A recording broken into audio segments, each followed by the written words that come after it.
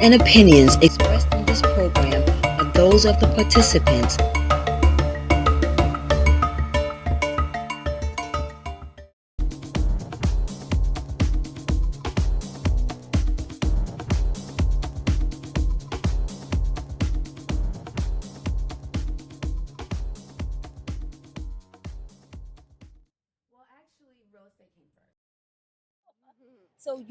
So your age group doesn't think about purpose. Well, I don't know. I think different people differ, especially with having the perspective of not just the engineering industry and not just the audio industry, but also all these different industries that people come and talk about on the show. Okay. I think it totally matters based on a person. Like, some people need to be goal-oriented. Some people need to be purpose-oriented. Some people, that freaks them out. Okay. So how did the engineer, because that's what you do, the day-to-day software engineer, mm-hmm. It's not that far-fetched, mm-hmm. but what in your day job said, I want to do something extra? Yeah. Or is it something extra? Is it a part of Jennifer?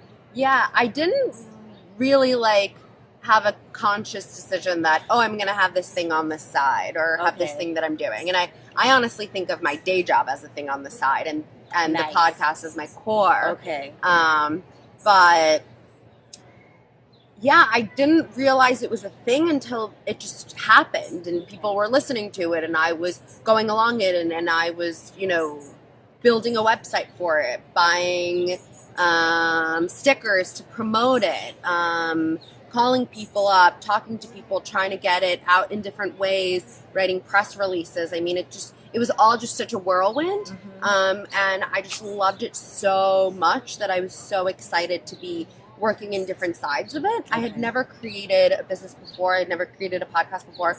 I wasn't even really that active, digitally. And by that, I mean, I wasn't that person that had a blog in high school or college. Okay. I never dabbled in this before. Mm-hmm. And once I got into it, people talk about it, about what is it like to create a podcast. And I'm not the only one that's created a podcast.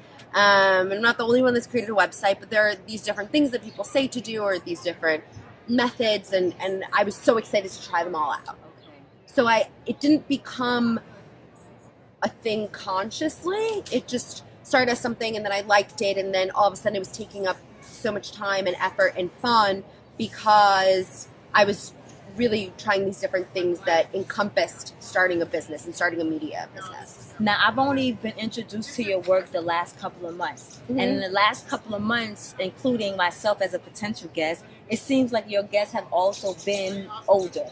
Again, I haven't seen shows before. Yeah. You've been on air for a year and a half. Uh-huh. But how are the shows with older folks differ from necessarily having someone that's your age group? Yeah. The age range really does vary. Okay. I almost got a kid on the show once who's Mm-hmm. a ballerina in New York City. Okay. And her mom really was interested in having her come onto the show. We went to the same yoga studio. Okay.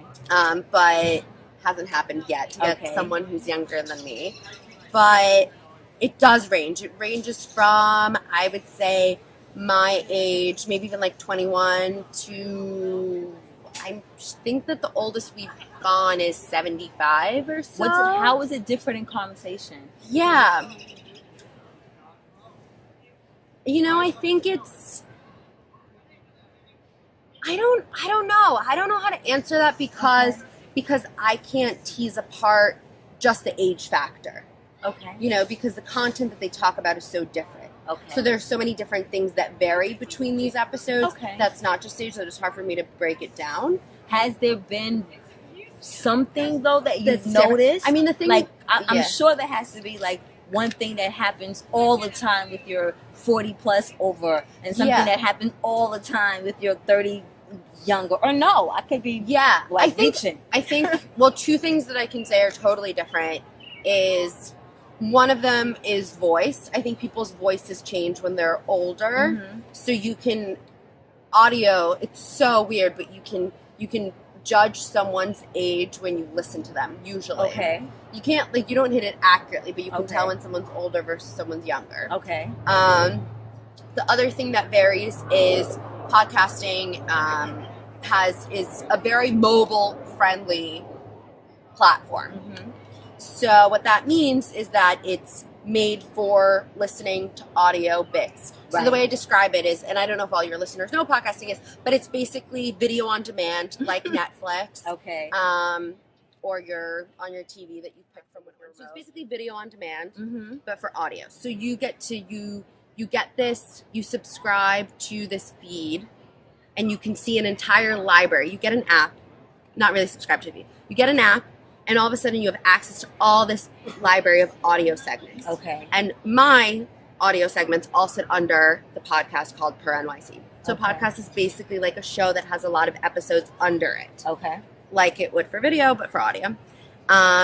So where was I going for this? So it's mobile friendly. Right. It's created for something that you can use on your cell phone. Okay. There are ways to listen to it on a computer, and that's through the website, which is pernyc.com is one way to listen to it.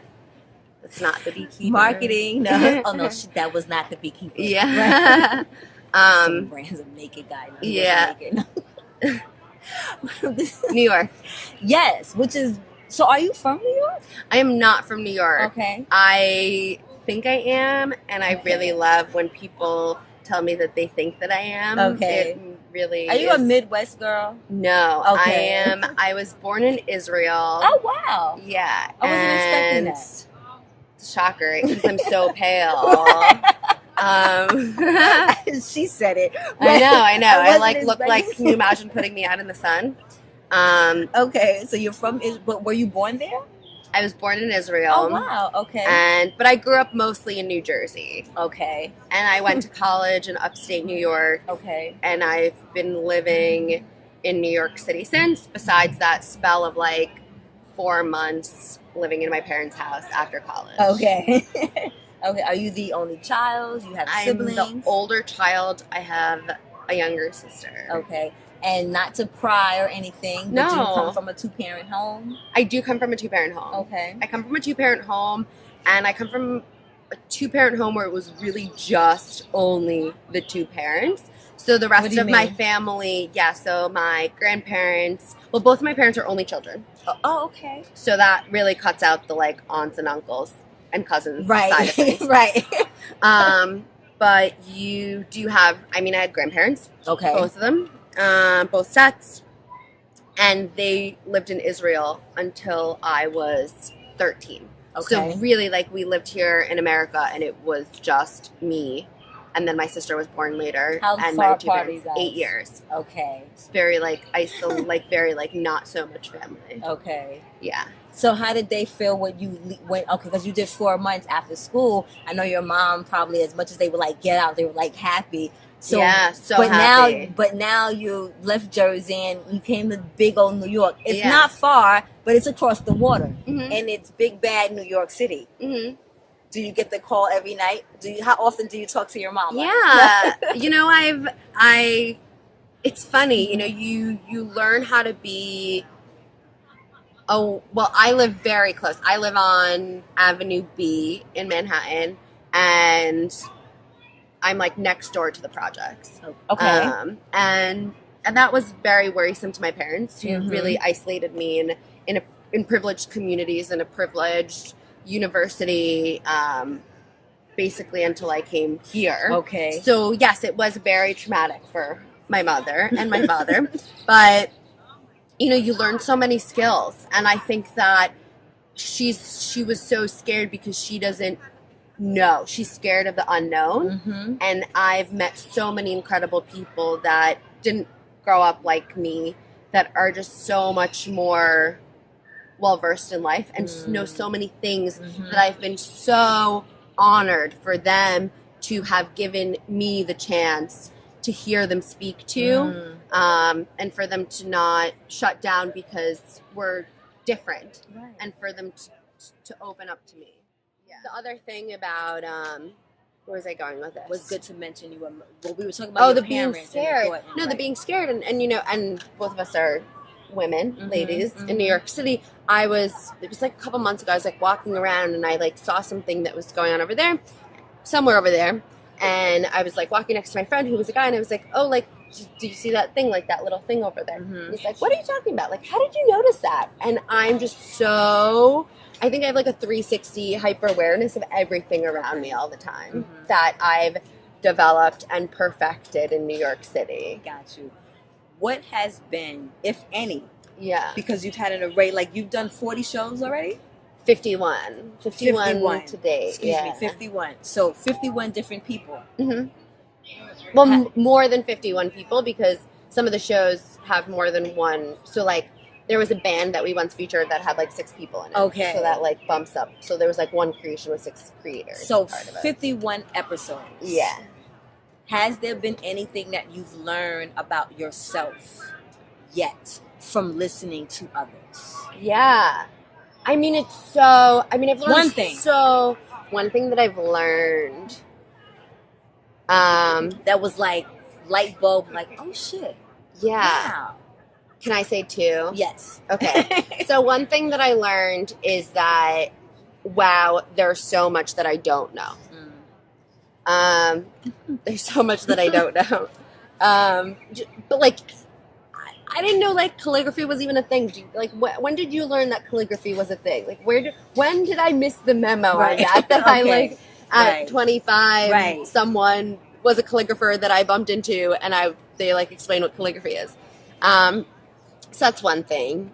The other thing is that,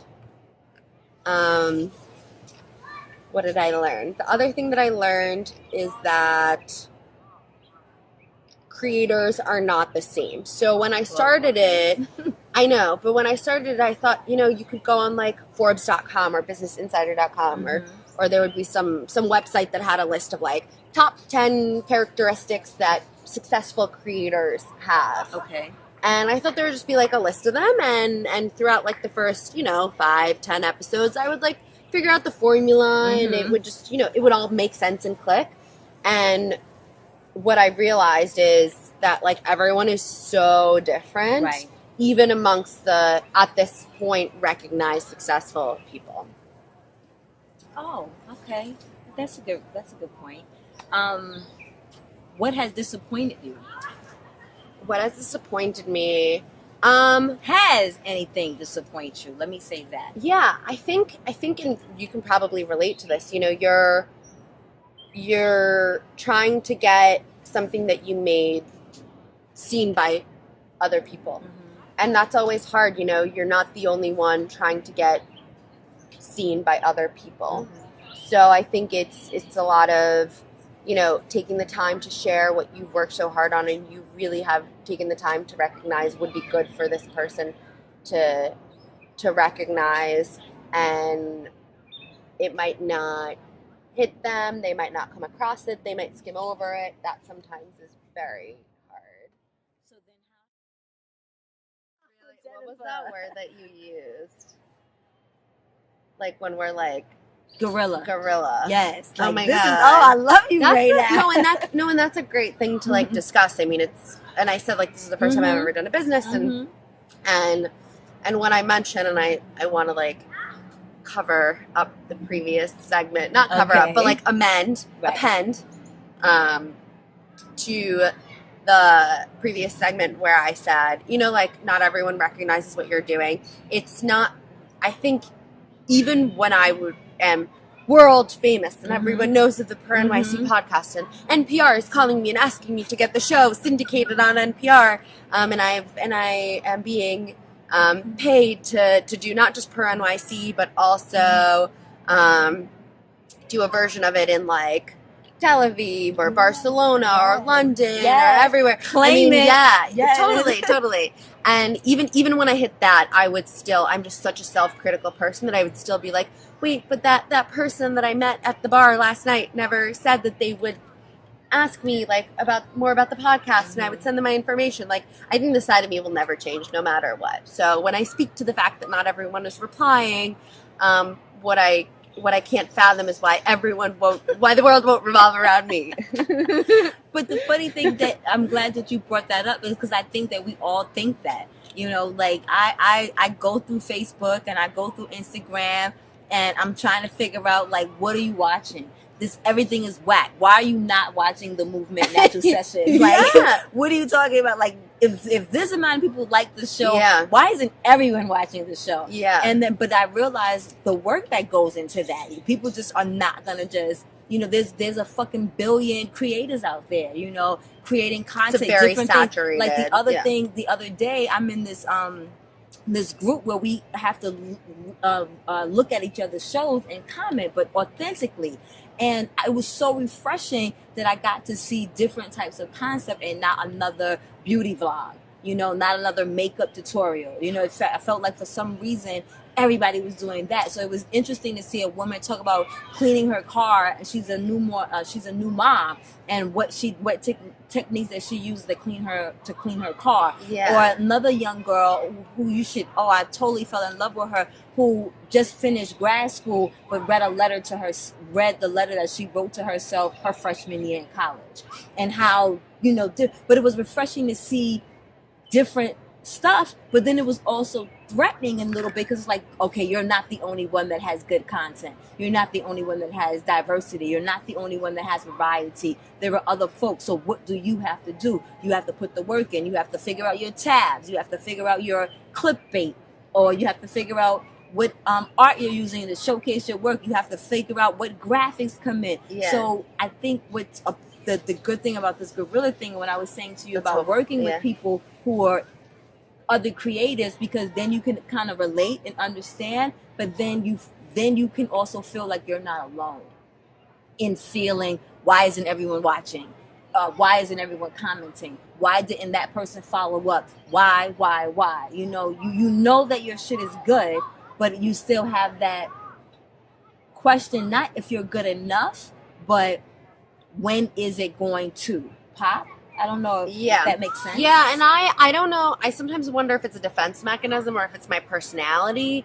But I really see that one of the more important things about Per NYC are the like moments that I have with people, like the moment that we're having right now, to, you know, find the person that I shared my information to, that asked me to write them an email, and I wrote them an email, never responded to it, but that moment that I had when I was telling the person about it, like, that was a good moment nevertheless. These brainstorming conversations that I have with people, like, those are just, I mean, I wouldn't have those moments if it wasn't for the podcast. You don't just call up your friend and you're like, a random person. These aren't even my, like, I mean, they become my, I think everyone who's on the podcast is my friend. But these people that just enter your life, or you enter their life, or someone from that whose life you've entered put someone else's life in contact with you. And it's crazy, these conversations that I'm having with people. So to me, I again, I don't know if it's a defense mechanism to supplement this idea of just marketing and evaluating myself based on my reach and my impact. But to me, it means so much, those moments, because I am so aware that I wouldn't have them if it wasn't for the podcast. Yeah. So tell them one more time, because your marketing has been excellent this whole 29 minutes. I think you've said the podcast name 5 times, but tell them again. Yeah, so the podcast is called Per NYC. When does it come on? PRNYC. So because it's like video on demand, you can get it wherever. Okay. There's about a new episode every Monday or every other Monday. How has that been, like, the consistency of putting, because that's what they also say as we as creators, they said the way that we can get people in is the constant routine of when we put out information. I haven't been so strict on the routine. Sometimes I put out 2 a week, sometimes I put out 1 a week. That's just my personality, my go about it. Hold on. Wait, what was the question again? I don't remember. Has anyone in your personal life tell you you're wasting your time? No. Okay. No. Maybe if I went all in and I like quit my money making job, people would be commenting on it more. There was a time when I thought about it and everyone was in huff and puff about it. Okay. So I'm sure that then they would be speaking more. Do you think that might happen? Do you think you might leave corporate America? Well, I don't think it's like, I'm not so much on the corporate side of it. Okay. Maybe, I don't know. It depends. The beauty of being 25. I know you don't know yet. You don't know yet what your life holds. But I think, yeah, you don't. I mean, have you said before on the show whether you're doing just this or you're working on a lot of other stuff too?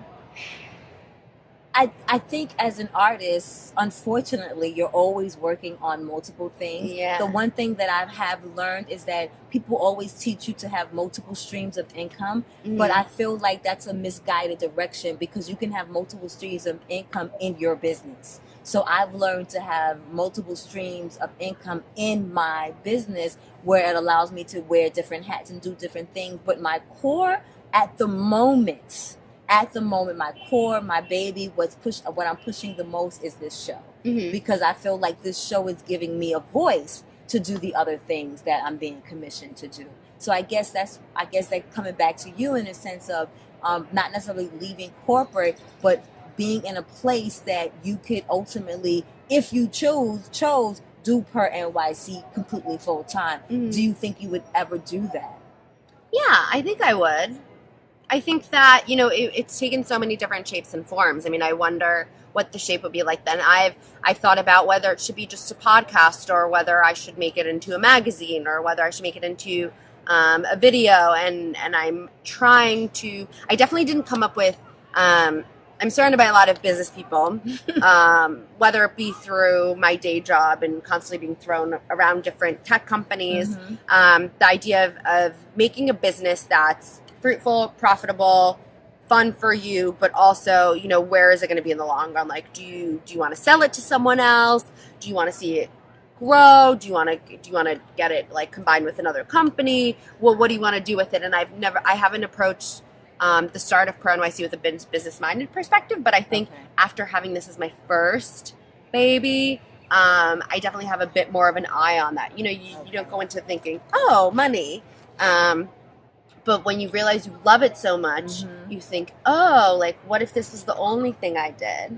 But I don't know. That's changed a lot over the years, too. Like, whether you think that you should be doing one thing or working on a ton of things, especially in New York City. I mean, some people here have, like, 4 jobs at the same time. You become so open-minded to the idea of whether you need to be doing one or a billion things. Thank you. Thank you. Yeah. That's it. It's quite simple. We should do a Facebook Live. Do you want me to preset this? Yes, go ahead. So Kat was telling me how she had plans for dinner. We were supposed to start recording at 7, but things moved and started around. So we ended up starting to record at around 8. But when she thought it was starting at 7, she made plans to go to dinner with this guy at 8. And obviously she wasn't making it at 8 at that point. She let him know that she wouldn't be there at 8. To which he replied that she should come to him when she's done and invited her. And I text him prior to let him know that I'm gonna, be coming later. Yeah. Still early enough. It's like 8:30, 9 o'clock, summer evening. So his reply was a text to the train to his house. So I say, okay, his house. Is there anything cute to eat for like a late dinner before we go to the house? And that's where our end point is going to be. And he replies by saying, yeah, there's fish fry, there's Applebee's. And I really feel bad because when I put this on, he's going to see this. But I think it's a check and balance for the men out there. Like, if you're trying to date a woman or impress a woman, I don't understand. Yeah, and I think I've never dated a woman, so I'm not sure if the same happens within women to women. Okay. But I am knowledgeable that this happens. A man trying to court a woman. Okay. The food choice thing is I can't speak to that. Okay. I don't know. But I can definitely speak to like him asking for you to come to his place. I don't understand.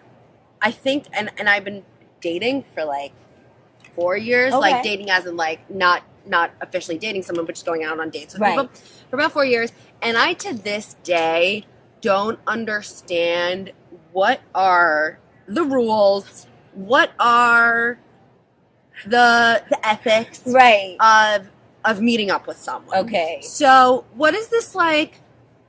I asked a guy out. Okay. If he wanted to go. Well, we met previously, and I was like, I want to go dancing on Friday. Okay. And I said, I want to go dancing on Friday. Do you want to go dancing on Friday? And he said, yeah, Okay. sure. And I was like, okay, when's a good time and where's a good place? And he said, TBD.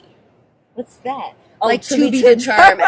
What's that? And I know. Mm-hmm. Well, I don't know, but I'm 90% sure what that means is he wants to text me on Friday at 8 o'clock being like, oh, when are we going dancing? I'm here right now. We can go to this place where I am right now. And this happens all the time where people will like not really make plans. Right. Like Yes! I've had so many Oh plans. my God. And then Yes. when he said TBD, I replied to like, when is this going to be determined? Because I'm like, oh, like, and he was like totally freaked out and couldn't reply. Like, I'm just like, we're just like, do you have a commitment problem with making a plan? And then why is that? Like, how is that not the adults thing that we do? You plan for a meeting. Yeah. So how do you not plan for a date? Yeah. Do you To be want me to continued. look good? Do you want me to like think about what I'm gonna wear? I guess not. It's like, you want me to, like, yes. do you- Like, how is all of this supposed to just go to your house? But it's not just all of that. It's like also like you yourself, if you are the person that wants a process of like the thought of going on a date and experiencing it and preparing for it psychologically, like it's exciting to think that you have a date Yes. coming up in a couple of days. It is. Like, why aren't you giving me the pleasure of having that part of it? It's like, it's so weird. So, I mean, you're making a sad face because it is Because very why sad, don't but a they? ton of 'Cause guys we do that. We do take into consideration the prep. So it's like, don't you take into, because you do want us to come and present and be pleasing on the eye and all that good stuff. So I make the face because I think that there's something valid that is not being thought of on their end. But they do think about it, because if we came any old kind of way, or we were all nonchalant about it, then they would have problems with why we're so nonchalant about something. Yeah. So we're going to have to pick this up because, these mosquitoes. But pick a time and place is what I'm saying. And what you can do is, in the meantime, follow me on my YouTube channel and follow Jennifer at Per NYC. That's true. Because we will be having guys. these conversations across the board. Yeah. All right, bye.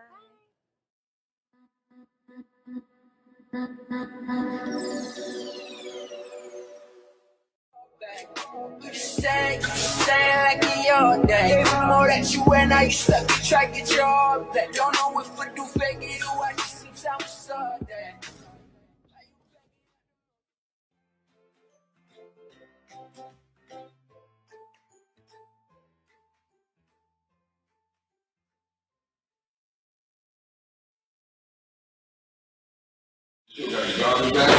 What garbage bag?